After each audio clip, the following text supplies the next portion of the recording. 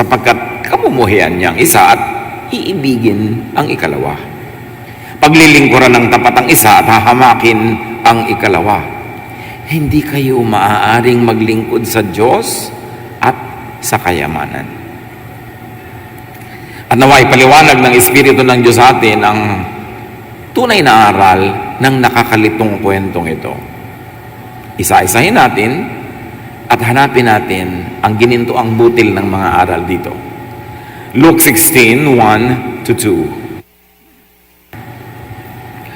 Jesus said to his disciples, "A rich man once had a manager to take care of his business, but he was told that his manager was wasting money."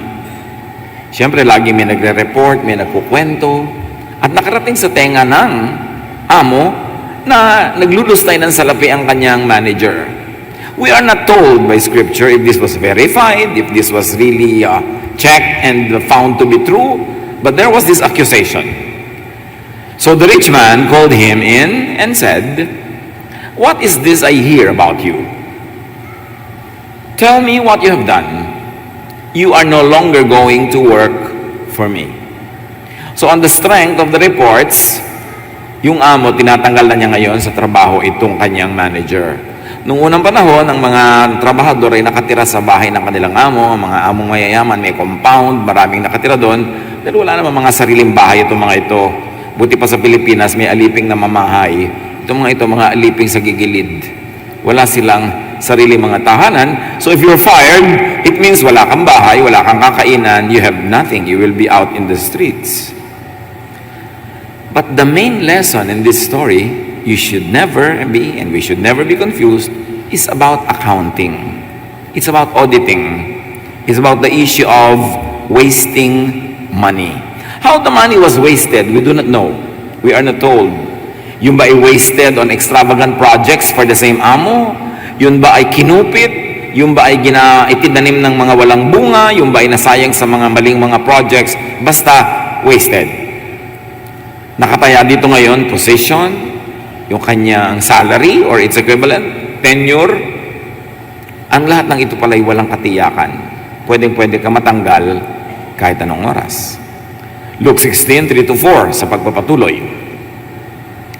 The manager said to himself, "What shall I do now that my master is going to fire me?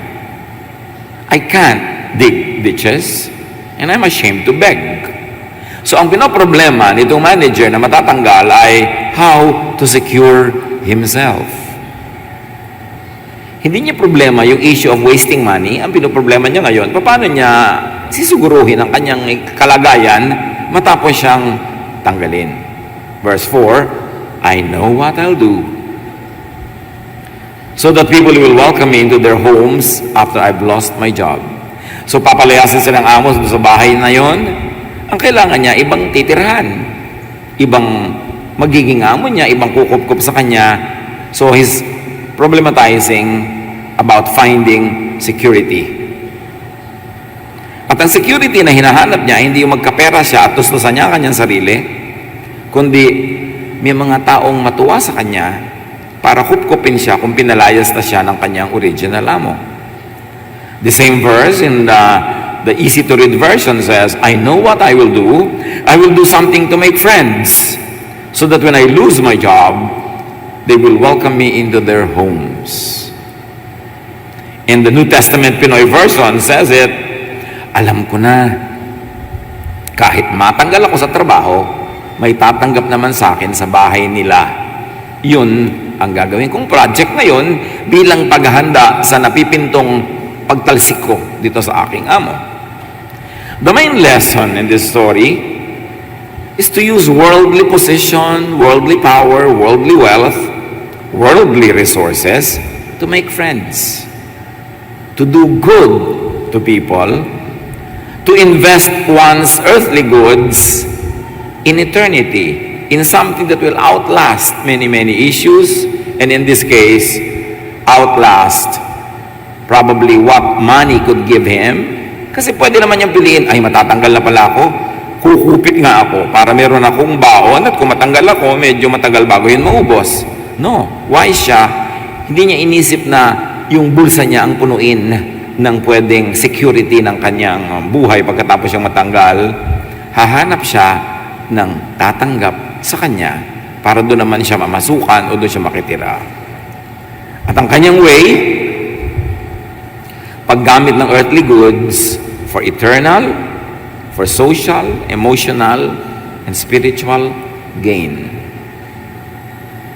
Gagamit siya ng kanyang power. Ang power niya noon, magbura ng utang ng mga nagkakautang. Bagamat hindi sa kanya nagkautang ang mga ito, may power siya ngayon kasi siya yung manager, siya yung bookkeeper, siya yung lahat-lahat para magpatawad ng mga utang. Bago natin agad-agad na husgahan itong servant na ito kung bakit siya nagpatawad ng mga utang, dapat muna nating suriin kung bakit maraming tao nung araw lumulubog sa utang.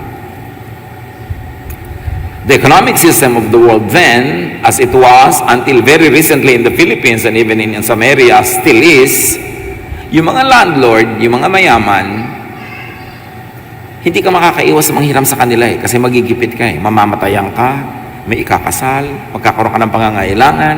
Minsan, numumorsyento ka lang sa ani, pero walang ani, may bagyo, may baha. Pero kakain ka pa rin, so uutang ka sa landlord, uutang ka sa mayaman. At noon, hanggang ngayon, maraming magpautang para sila mga usurero. Ang laki-laki na interes. Nung araw, mga magsasaka sa Pilipinas, uutang ka ng 2 kabang bigas sa amo mong may lupa. Ang bayad doon, 3 kaban. Ang laki. Kaya uutang ka, next year, uutang ka ulit dahil meron na naman pangangailangan, meron nagkasakit. Lulubog ka ng lulubog ng lulubog. At maaaring ito ang alam na detalye nitong manager na ito kung paano dumami ng dumami ang utang ng mga tao na hindi na sila makakaahon pa. So ang ginawa niya, yung power, bagamat ipinahiram lang sa kanya yon, pero at that time was in his hand, ginamit niya para paluwagin ang buhay nitong mga nagkakautang, and in effect, earn their goodwill, earn their friendship, so that when he would already become homeless, there will be homes ready to welcome him. Luke 16:5-7. Then one by one, he called in the people who were in debt to his master. He asked the first one, "How much do you owe my master?" 100 barrels of olive oil, the man answered. So the manager said, "Take your bill and sit down and quickly write 50. So 50% binuran niya. Siguro alam niya na iba ang in-apply na pag-interest dito sa kawawang taong ito. So 50. Pero iniisip lang natin yon. Pwedeng talagang hindi naman ganon. But it is a possibility. The manager asked someone else who was in debt to his master, "How much do you owe?" 1,000 bushels of wheat, the man replied. The manager said, "Take your bill and write 800. So 20% lang ang binura niya dito sa isang taong ito. No matter what happened and no matter the mechanics, the result was he created goodwill, friendship. He created a safety net for himself. Are you bothered by this ethical issue? Nakakalito rin naman talaga, di ba? Kasi bakit siya nagpatawad ng utang na hindi naman siya yung kinakautangan? Bakit siya nakasuhan, etc., etc. But bago natin husgahan yung kamalian o katamaan ng kwento, unawain muna natin kung paano iniintindi ang mga parables ni Jesus. At in general, mga parables ng unang panahon, hindi siya dapat binabasa literally. Yung mga tao nung araw, pag nagkukwento sila ng parable, alam nila kung aling bahagi ang importante at alin yung dekorasyon lang ng kwento. The first part of the parable only gives a setting and a context for the real message. It does not give the lesson. Halimbawa, yung may amo, tinawag yung kanyang manager, yung manager, nagpatawad ng mga may utang, hindi yun ang lesson. Hindi yun ang pagkukuhanan ng lesson. Because you will get a wrong idea. The first part of the parable does not really matter. Like the first part of a bugtong. Marami sa atin dito umabot pa sa bugtungan. It is sad, wala nang nagbubugtungan halos. Pero yung pagbubugtong is a mental exercise. Ang tatalino ng mga ninuno natin kasi pag wala silang magawa, nagbubugtungan sila. Nag-iisip, mga riddles. Kailangan gamitan mo ng utak para mamalutas. Kung hindi man, nagbabalagtasan sila, nagtutulaan sila impromptu. na may sukat at mayroong rhyme. Ha? Ang kagaling nila nun, may mga mental exercises. Now, let's go to one bugtong. Isda ko sa Maribeles, nasa loob ang kaliskes. Sagot? Choir yata, alam ninyo yung mga bugtong ano. Ano ba mga edad nyo? Hindi, talaga lang pala-aral kayo. Isda ko sa Maribeles, nasa loob ang kaliskes. Ang sagot, sili. Bakit sili? Yung mga buto ng sili, nasa loob para mga kaliskis ng isda. Okay? So, yung isda ko sa Maribeles, baliwala yun ang first part. Hindi mo yung pinapansin, hindi yung kasama sa riddle. Kasi kahit isda ko sa Tondo, isda ko sa New York, won't change the answer. But the important thing is the second part. Nandun yung ideya, nasa loob ang kaliskis. So yun ang mahalaga, hindi yung part 1. Heto na si Ingkong, bubulong-bulong. Sagot? Bubuyog. Di ba? Bubulong-bulong. Ngayon, kahit na ito na si Tita, ito na si Lola, ito na si Madonna, walang kinalaman yung sa bugtong. Ang mahalaga yung bubulong-bulong. Kaya lang, alang mo magbubugtong ka, sabi mo sa pinsan mo, may bugtong ako sa'yo. Ano yun? Bubulong-bulong. Kulang naman, lagyan mo dekorasyon. Kaya, eto na si Ingkong, bubulong-bulong. Pag ang pinakinggan mo, yung Ingkong, hindi mo masod. Kasi yung mali ang tinitingnan mo, yung Ingkong, doon sa bubulong-bulong ka tumingin. Ganon din ang pagbasa ng parable. Heto na si Kaka, bubuka-buka ka. Anong sagot? Gunting, hindi balerina. Ano ba naman kayo? Gunting. Pero walang kwenta yung heto na si Kaka, kasi pwede yung heto na si Vilma, heto na si Nora, heto na si Amalia. Hindi pa rin masosolve yun. Kailangan yung bubuka-buka ka. Nandun ang idea. The first part of the parable, like in the bugtong, should not be seriously factored in the extraction of the lesson or the teaching.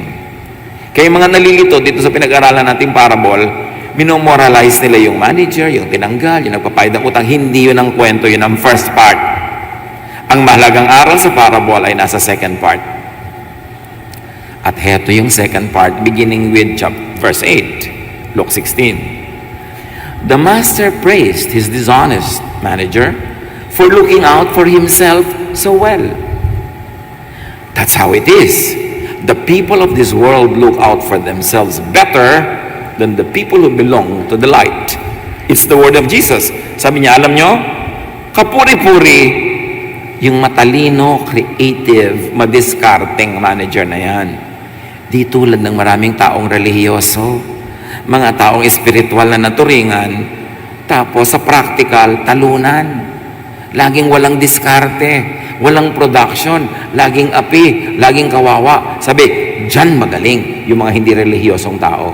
Ang galing nila sa mga practical na bagay. And Jesus was just one breath short of saying, sila ang tulatan nyo. Hindi ko mo kayo relihiyoso o maka-Diyos, italunan na kayo, lagi kayong lugi, lagi kayong torpe, patay-patay. Sabi ko, dapat madiskarte ka. The master knew what worked. Goodwill. Safety nets. In other words, don't waste resources on selfish indulgences. Invest in relationships. Relationships with people and with God. Kumisan, meron kang isang tinulungan nung matagal na, hindi naman masyadong malaking bagay sa yung itinulong mo, pero malaking bagay pala sa kanya. Tapos pagdating ng panahon, siya na ngayon ang tumatanaw sa iyo, tulong na ng tulong ng tulong na ang naibigay na sa iyo, times 10, times 20 na nang naibigay mo sa kanya noon. Kasi nakapag-create ka ng goodwill. Kung yung pera na hawak mo, ibinigay mo sa isang estudyante na ibayad niya ng isang SEM, kahit isang SEM lang, naidugtong, nagkadugtong-dugtong, natapos siya, at marunong siyang tumanaw sa iyo, higit-higit pa doon, ngayon ang ibabalik niya sa iyo. Yun ang message ng kwentong ito. Na itong manager, imbes na yung perang pwede niyang kupitin para ma-secure niya ang sarili niya, sarili niya, no, ibinigay niya sa iba, created goodwill, created friendship, at yun ngayon ang aasahan niya na sa pang mas mahabang panahon ay magiging kapaki-pakinabang sa kanya. Now, spiritualize that. That whatever we have, instead of indulging only on selfish consumption, i-invest natin in the kingdom of God, i-invest natin in the promotion of His work, in the doing of the charitable and loving work of Jesus. You are actually meaning goodwill with God. At kung natuwa sa iyo ang Diyos, nag-invest ka sa tama, yun ang safety net mo in the future. If you like to really over-spiritualize that, think about it as benefiting you in eternity. But if you want to confine to earthly dimensions, it will benefit you in this life if you please God by being good to people. By correcting an injustice, which was probably the case with these mga lumubog sa utang, by giving to them what is in your power to give. At hindi na issue na hindi yung binigay mo ay hindi sa'yo. Yun yung part 1 ng bugtong. Ang point is, whatever is in your power, ibinigay mo sa mga tao para gumaan ang kanilang kalagayan, malutas ang kanilang mga problema, makahinga-hinga sila, mapahinga sila sa kanilang mga pagod at hirap, sa mga gumigipit sa kanila. It is a wonderful investment in eternity. Eternity being in the next life, or even in this life, you can enjoy a slice of eternity when you are blessed by God. At itong verse 8 na ito, sinabi sa Good News Translation, the master of this dishonest manager praised him for doing such a shrewd thing. Because the people of this world are much more shrewd in handling their affairs than the people who belong to the light. Sa easy to read version, you see, I'm walking you through many versions for us to appreciate the many angles of interpretation from the original languages. The master told the dishonest manager that he had done a smart thing. Yes, worldly people are smarter in their business with each other than spiritual people. So hindi virtue na maging patay-patay, lugi-lugi, talo-talo. Kailangan smart ka kasi anak ka ng Diyos eh. Hindi ka nang lalamang, pero di ka napapalamang. Kailangan maayos, active ka. Luke 16:8, sa Filipino version, Pinoy version, pinuri ng amo ang ginawa ng madayang manager kasi madiskarte siya. Ang mga anak ng mundong ito ay mas madiskarte sa pakikitungo sa kapwa nila kaysa sa mga anak ng liwanag. All that being said, sabi ni Jesus sa Matthew 10:16, I'm sending you out like sheep among wolves.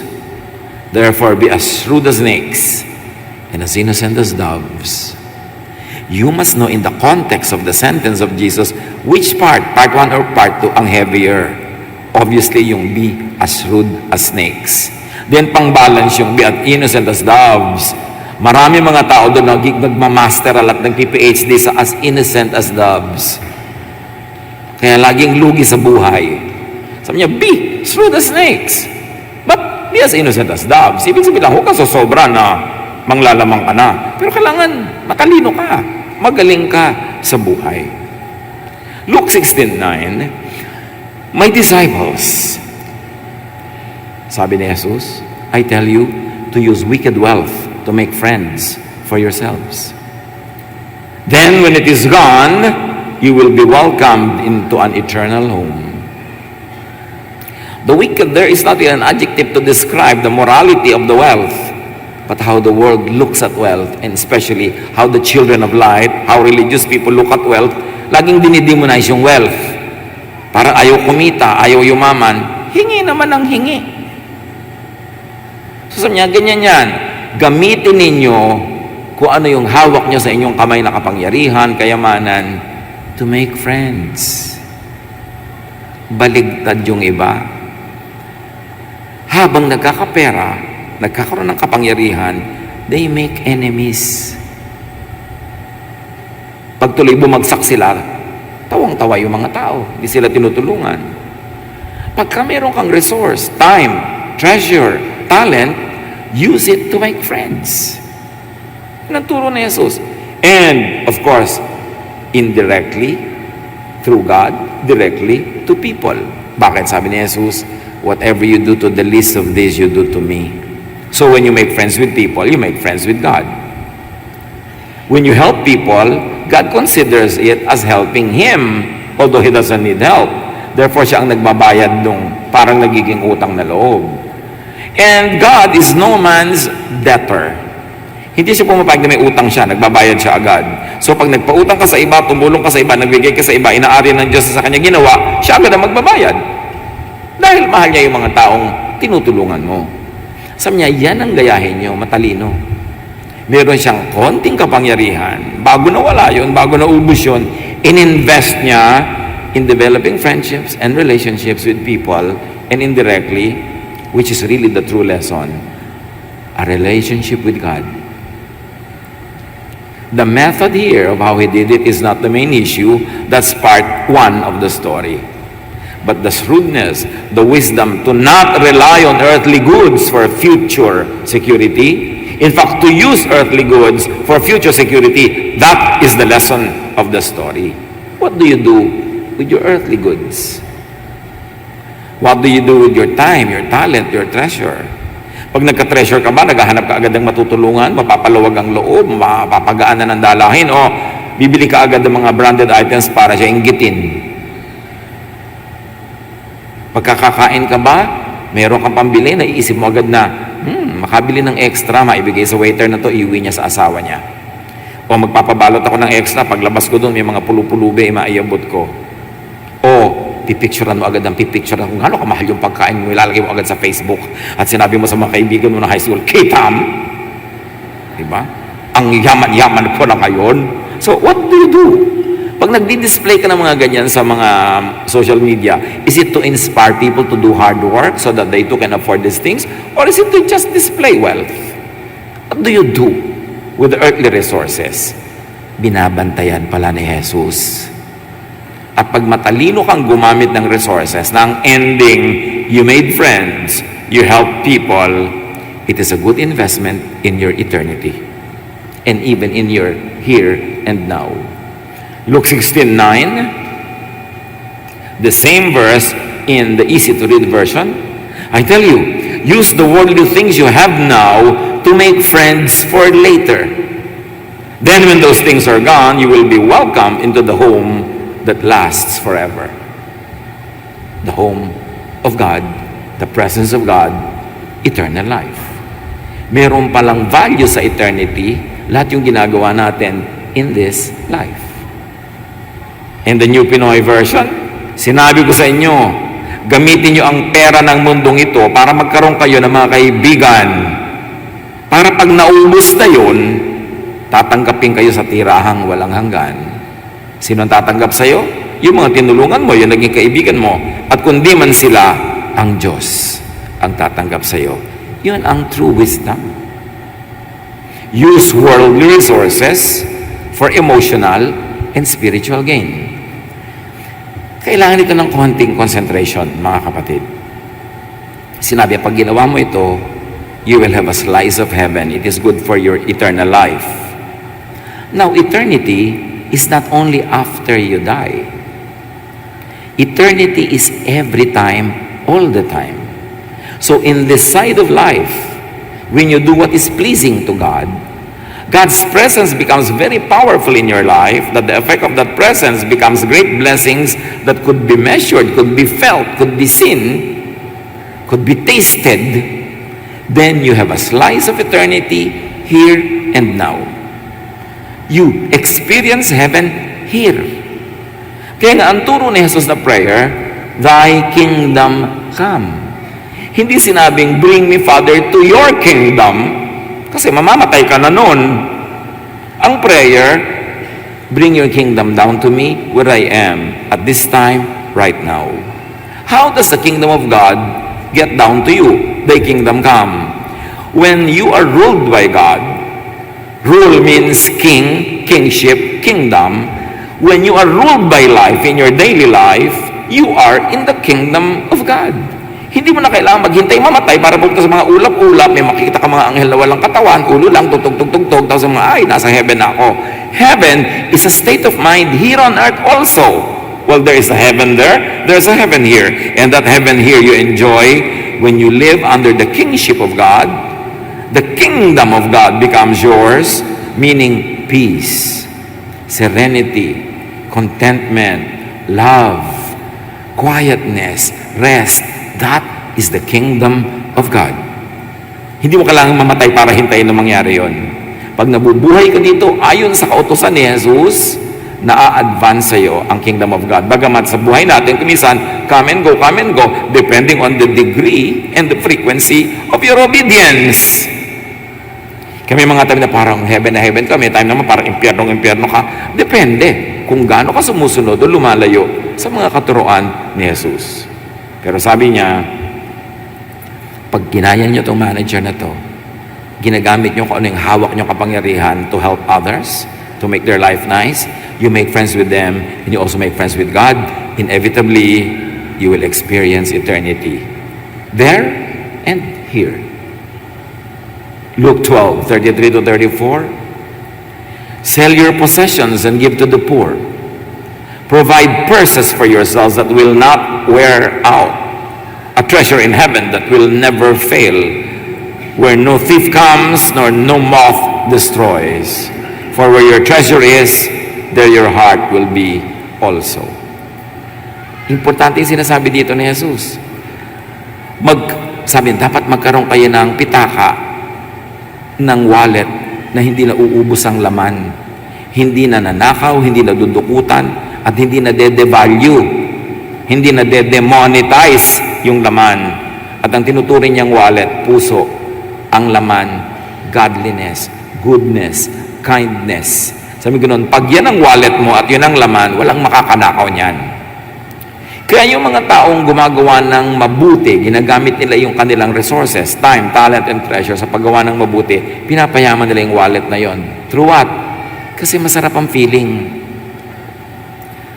Ang tunay na mayaman na tao, yung masarap ang pakiramdam. Kahit walang pera. Ang tunay na mahirap na tao, yung kahit may pera, walang masarap na nararamdaman. Puro guilt, alalahanin, worry, jealousy, stress. Ba't ka pa naging mayaman? Useless.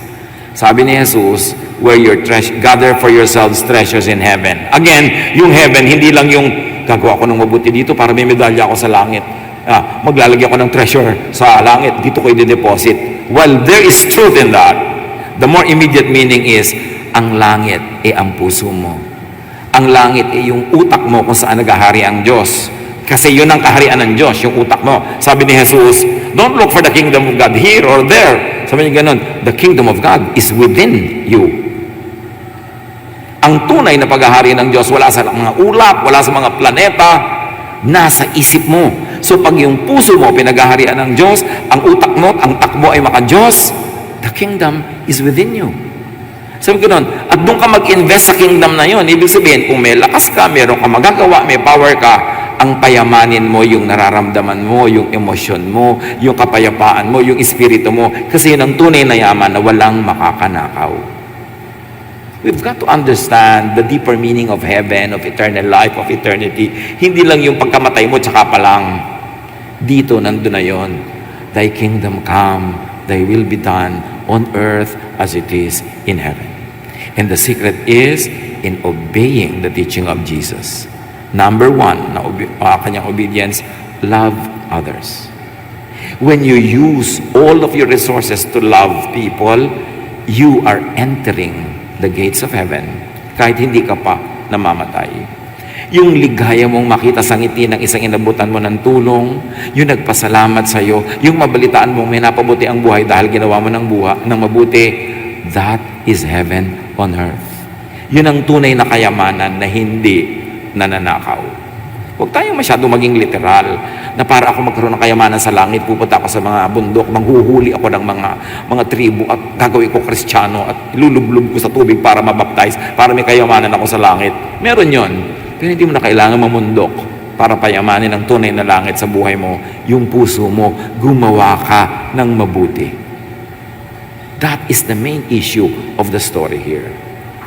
In reverse, sabi ni Jesus sa Matthew 16:26, what good will it be for someone to gain the whole world, yet forfeit his soul?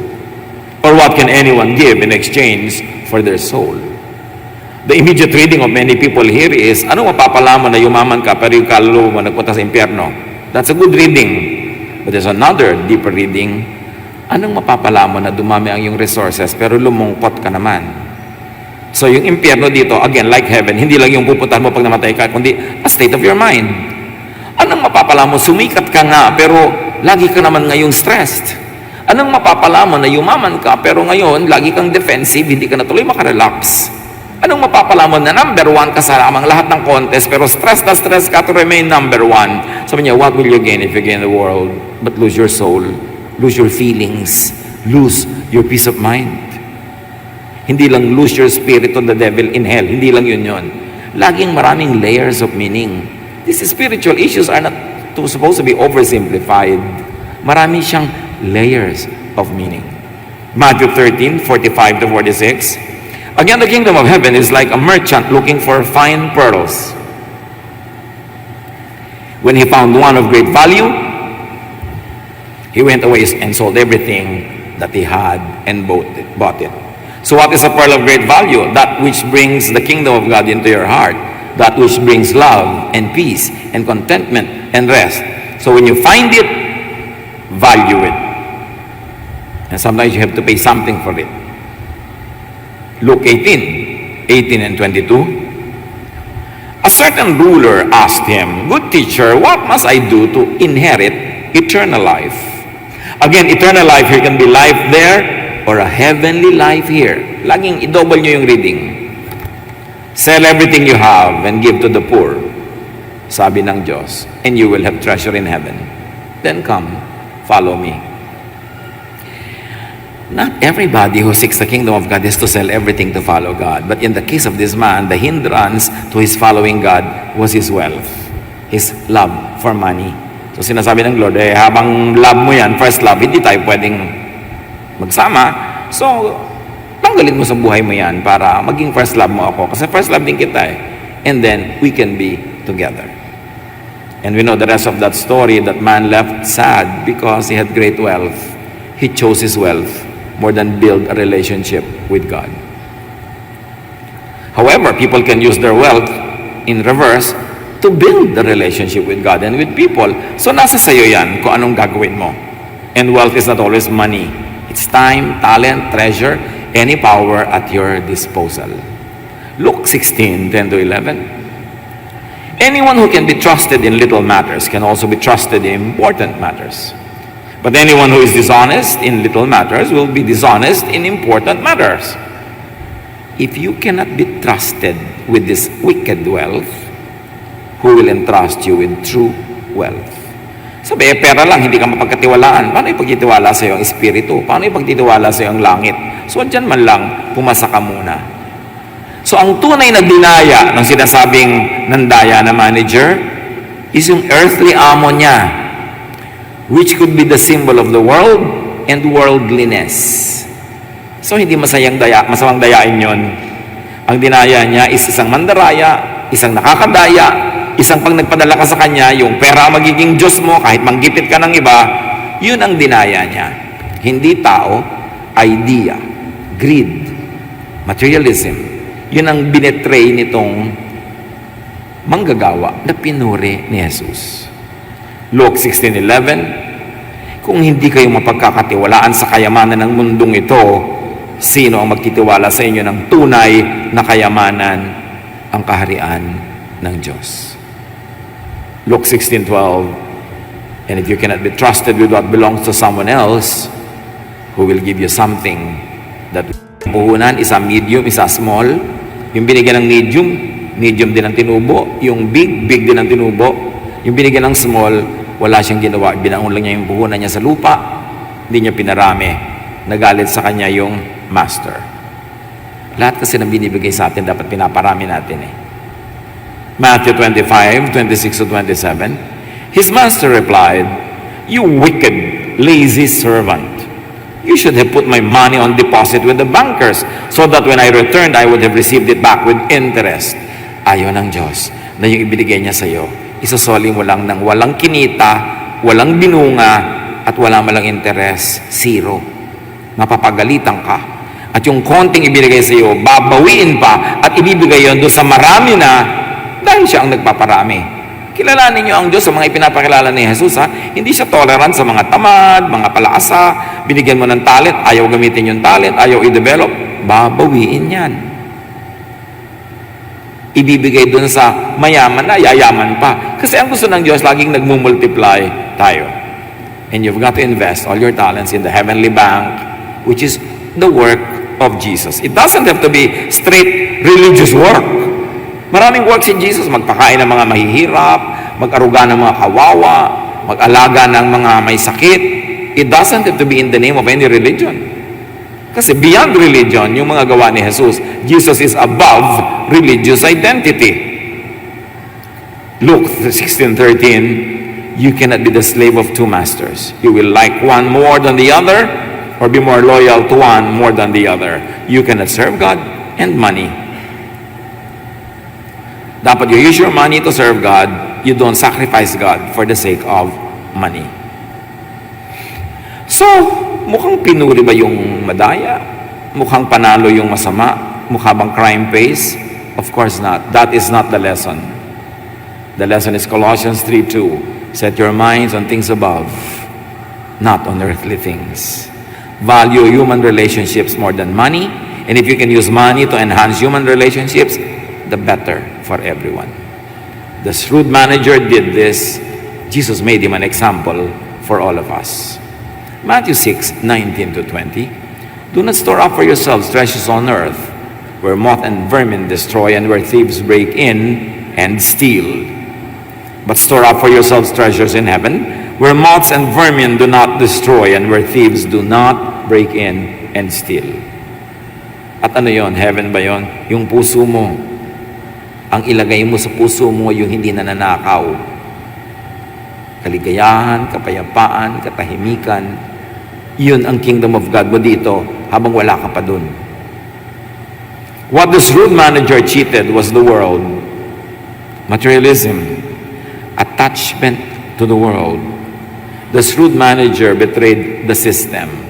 A corrupted system which should really no one should be loyal to. Worldly resources are best spent or invested in what really matter.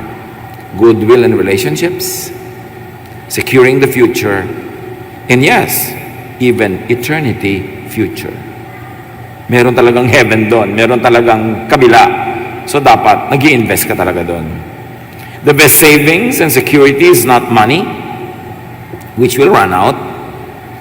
If so, the manager should have saved money instead of just write off mga utang.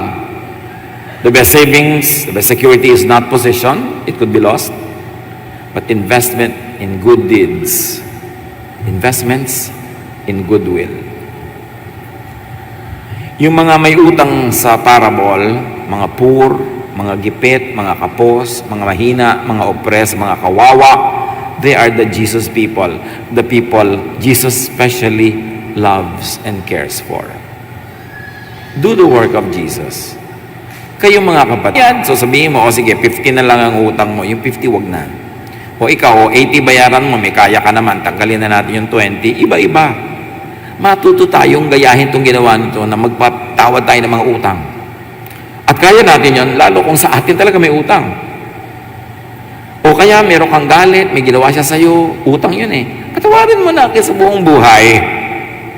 Aawayin mo siya, o magagalit ka, o magtatampo ka, yung heaven mo, punong-puno ng bitterness, yung puso mo, punong-puno ng mga inis, galit, hindi heaven yon, hell yon.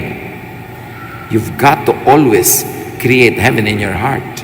And it's only by doing the work of Jesus that that can happen. Secure yourself through and by investing in the wellness of your soul, your spirit. Yung mga tao, bigla-bigla na lang kumisang namamatay, naninigas, inaatake, kasi marami silang na-deposit sa puso nila ng mga negative things. Inis, galit, stress, poisonous yan. Hindi mo kailangan ikaw lagi ang maglagay, pero nilalagyan niya ng mundo, pag pinayagan mo, mapupuno. Ikaw ang magbabayad, because whatever you plant, you harvest. Ituring niyo ang inyong isip, ang inyong puso na kaharian ng Diyos. Huwag kayong magpapasok ng mga panggulo, pampahira, pamparumi, kasi kayo rin ang magdadala. Because the kingdom of God is within you. Father, thank you. Thank you that we can be aware that we can invest in what matters, in eternity over there, and in the goodness, wellness of our hearts, our emotions, our feelings here. Teach us to choose you over material things, to choose goodwill with people over money, to choose things that have eternal value more than things that will only last for a moment.